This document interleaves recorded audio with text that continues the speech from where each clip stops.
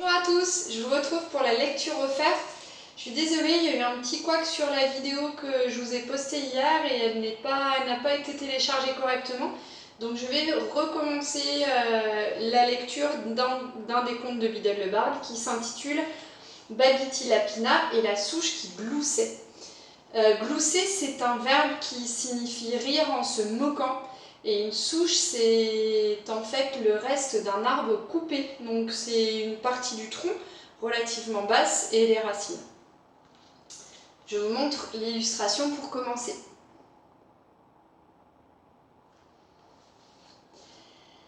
Il y a longtemps, dans un pays lointain, vivait un roi stupide qui avait décidé qu'il devrait être le seul à disposer de pouvoirs magiques. Il ordonna donc au chef de son armée de former une brigade de chasseurs de sorcières à qui il fournit une meute de chiens noirs et féroces. Une brigade, c'est un ensemble de personnes qui constituent une sorte d'équipe. Vous avez peut-être déjà entendu ce nom concernant les restaurants. On peut parler de brigade de cuisine ou de brigade de police aussi. En même temps, il fit lire un avis dans chaque ville et village du royaume. Le roi recherche un professeur de magie. Aucun sorcier, aucune sorcière véritable n'osèrent se porter volontaire à ce poste, car tous se cachaient pour échapper à la brigade des chasseurs de sorcières.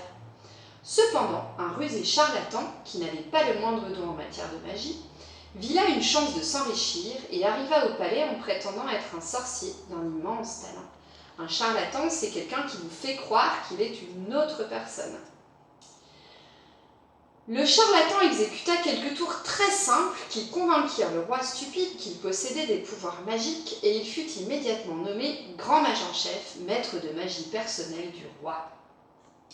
Le charlatan demanda au monarque de lui donner un grand sac d'or afin qu'il puisse acheter des baguettes magiques et d'autres objets nécessaires à la pratique de son art. Ouais. Un monarque, c'est un roi. Vous comprenez bien que là, le roi est en train de se faire avoir par le charlatan. Il exigea également plusieurs gros rubis qui devaient servir à des sortilèges de guérison et une ou deux coupes d'argent pour y conserver et y faire infuser des potions. Le rubis, c'est une pierre précieuse rouge. Le roi stupide lui fournit tout cela. Le charlatan mit son trésor en sûreté dans sa propre maison et retourna dans le parc du palais. Il ne savait pas qu'il était observé par une vieille femme qui habitait une masure en bordure du parc. Une masure, c'est une maison. Elle s'appelait Babity et c'était la blanchisseuse chargée d'entretenir la douceur, la blancheur et le délicat parfum de tout le linge du palais. L'épiant à l'abri des draps qui séchaient, Babity vit le charlatan arracher de petites branches de l'un des arbres du roi, puis disparaître à l'intérieur du palais. Épier quelqu'un, c'est le regarder sans qu'il ne s'en aperçoive, c'est donc l'espionner. Le charlatan donna une des branches au roi et lui assura qu'il s'agissait d'une baguette magique dotée d'un formidable pouvoir. « Mais elle ne fonctionnera, ajouta le charlatan, que lorsque vous serez digne d'elle. » Chaque matin, le charlatan et le roi stupide sortaient dans le parc du palais où ils brandissaient leurs baguettes et criaient des inepties en direction du ciel. Le charlatan veillait à exécuter d'autres tours afin que le roi continue de croire à son talent de grand mage et au pouvoir des baguettes qui avaient coûté tant d'or. Un matin, alors que le charlatan et le roi faisaient tournoyer leurs baguettes et sautaient en rond en scandant des rimes dépourvues de sens, un gloussement de rire parvint aux oreilles du roi.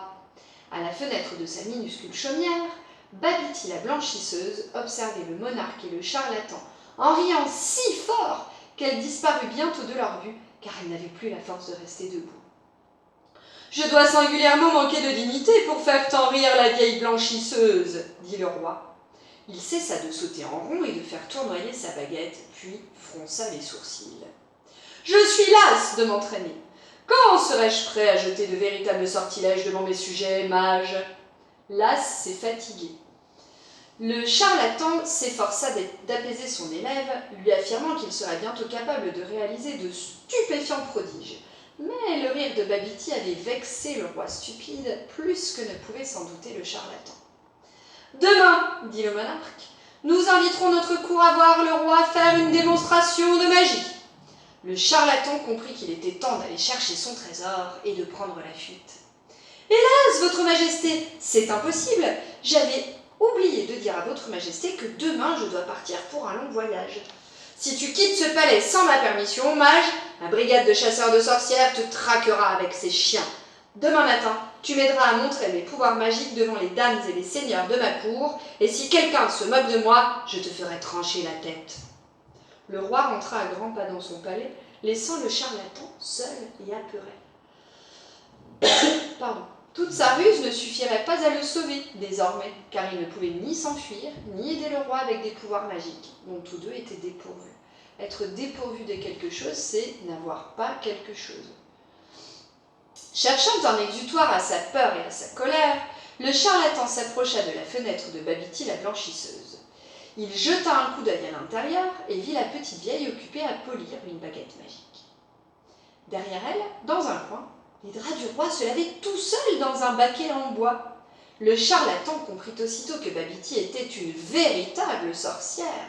Et puisque c'était elle qui l'avait mis dans cette terrible situation, elle pouvait également l'en sortir.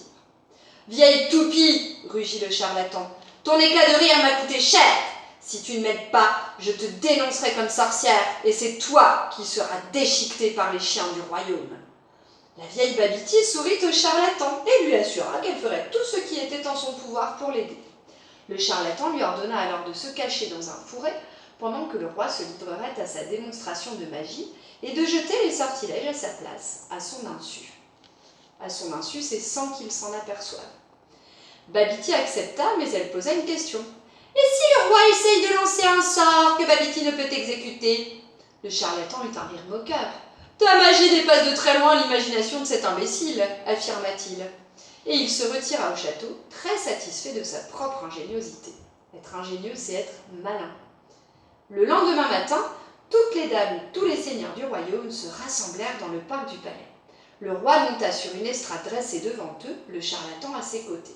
« Je vais commencer par faire disparaître le chapeau de cette dame, annonça le monarque en pointant sa petite branche d'arbre sur une femme de la noblesse.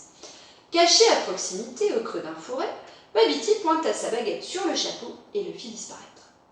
Grands furent l'étonnement et l'admiration de la foule, et bruyants les applaudissements qui saluèrent le monarque ravi. « Maintenant, je vais faire voler ce cheval !» s'écria le roi en dirigeant sa branche d'arbre sur son propre destrier. Un destrier, c'est un cheval pour un cavalier. Dans le fourré, Babity pointa sa baguette sur le cheval qui s'éleva haut dans les airs. Je vous en montre le dessin.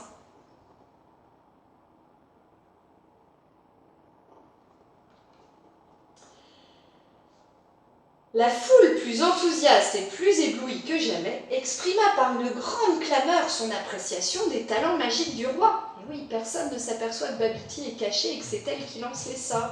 « Et maintenant, reprit le monarque en regardant alentour à la recherche d'une idée, le capitaine de la brigade des chasseurs de sorcières courut alors vers lui. « Votre Majesté, dit-il, Sabre est mort ce matin après avoir mangé un champignon vénéneux. Ramenez-le à la vie, Majesté, grâce à votre baguette. » Et le capitaine hissa sur l'estrade le corps sans vie du plus grand des chiens de chasse aux sorcières. Le roi stupide brandit sa petite branche et la pointa sur le chien mort. Mais, dans le fourré, Babity sourit et ne se donna même pas la peine de lever sa baguette, car aucune magie ne peut ramener les morts à la vie. Voyant que le chien ne bougeait pas, la foule se mit d'abord à murmurer puis à rire. On soupçonna que les 2 premiers exploits du roi n'étaient finalement que de simples tours d'illusionnistes. « Pourquoi cela ne marche-t-il pas » s'écria le roi en se tournant vers le charlatan. Celui-ci songea qu'il ne lui restait plus qu'une seule ruse possible. « Là, votre majesté, là !» s'exclama-t-il en montrant du doigt le fourré dans lequel Babity s'était cachée. « Je la vois clairement, une mauvaise sorcière qui lance ses propres sortilèges maléfiques pour empêcher votre magie d'opérer. Qu'on l'arrête, que quelqu'un se saisisse d'elle !» Babity s'enfuit aussitôt du fourré et la brigade des chasseurs de sorcières se lança à sa poursuite, lâchant ses chiens qui se mirent à aboyer, avides du sang de leur proie. Mais alors qu'elle atteignait une haie basse, la petite sorcière disparut, et quand le roi, le charlatan et tous les courtisans passèrent de l'autre côté, ils virent la meute des chiens de chasse aux sorcières aboyer en grattant la terre autour d'un arbre courbé par l'âge. Les courtisans, ce sont les gens qui forment la cour du roi, qui en fait essayent d'avoir les faveurs du roi. « Elle s'est changée en arbre !» s'écria le charlatan. Et de peur que Babity reprenne sa forme humaine et le dénonce, il ajouta « Faites-la abattre, votre majesté, c'est la seule façon de traiter les sorcières maléfiques. » Une hache fut aussitôt apportée, et l'on abattit l'arbre sous les acclamations des courtisans et du charlatan. Cependant, tandis qu'il s'apprêtait à retourner au palais, un gloussement de rire sonore les figea sur place. « Imbécile !» s'écria derrière eux la voix de Babity, qui s'élevait de la souche de l'arbre abattu. « Il est impossible de tuer un sorcier ou une sorcière en les coupant en deux. Si vous ne me croyez pas, prenez la hache et essayez donc de couper le grand mage en deux. » Le capitaine de la brigade des chasseurs de sorcières était impatient de faire l'expérience. Mais alors qu'il levait la hache, le charlatan tomba à genoux, criant grâce et confessant son infamie. Donc il avoue qu'il a menti. Tandis qu'on le traînait vers le cachot, la souche de l'arbre se mit à glousser plus bruyamment que jamais. « En coupant une sorcière en deux, vous avez déclenché un épouvantable maléfice sur votre royaume, » dit-elle au roi pétrifié. « Désormais, chaque fois que vous ferez du mal à l'un de mes semblables, sorcières ou sorciers, vous sentirez comme un coup de hache dans votre propre flanc, et la douleur sera telle que vous souhaiterez en mourir. » Le flanc, c'est cette partie. Le roi, à son tour, tomba alors à genoux et déclara à la souche qu'il allait immédiatement rédiger une proclamation par laquelle tous les sorciers et sorcières du royaume seraient protégés et autorisés à pratiquer leur magie en paix. Voici la souche.